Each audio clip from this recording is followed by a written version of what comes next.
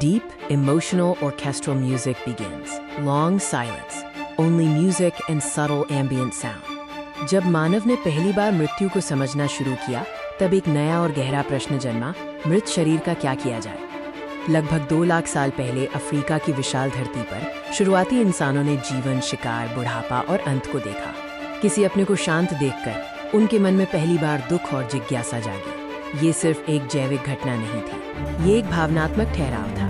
और फिर आया वो पल जब प्राकृतिक अंत को सम्मान देने के लिए धरती को चुना गया। ये थी जानबूझकर दफनाने की प्रथा की शुरुआत। शरीर को सावधानी से धरती में रखा गया, मिट्टी से ढका गया और साथ में फूल या प्रतीकात्मक वस्तुएं रखी गई, शायद इस उम्मीद में कि ये अंत नहीं बल्कि कोई यात्रा है। समय के साथ दफनाने की प्रथाएं विकसित हुईं, जैसे जैसे मानव समाज में विश्वास, सामाजिक बंधन और स्वास्थ्य के प्रति जागरूकता बढ़ी।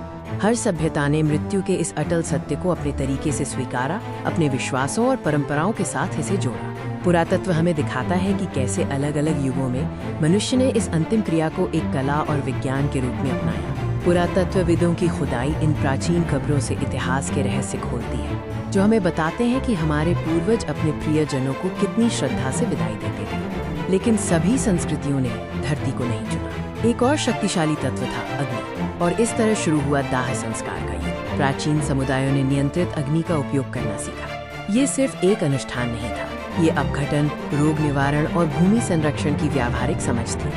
अग्नि ने शरीर को तुरंत प्रकृति के तत्वों में लौटा दिया, जिससे जीवन का चक्र तेजी से पूरा हुआ। ये शरीर के लिए अंतिम विदाई का एक शक्तिशाली और प्रतीकात्मक माध्यम बन गया। चाहे धरती में दफन किया जाए या अग्नि को समर्पित, विज्ञान हमें दिखाता है कि दोनों ही प्रक्रियाएं एक ही जैविक वास्तविकता की 2 अलग प्रतिक्रियाएं हैं। धरती की गहराई में प्राकृतिक अपघटन होता है। सूक्ष्म जीव और कीट कार्बनिक पदार्थों को पुनर्चक्रित करते हैं, पोषक तत्वों को वापस पारिस्थितिकी तंत्र में लौटाते हैं। सूक्ष्म जगत में जीवन समाप्त नहीं होता, ये सिर्फ रूपांतरित होता है। बैक्टीरिया काम करते हैं और जीवन को पोषण देने वाले आवश्यक तत्व बनते हैं।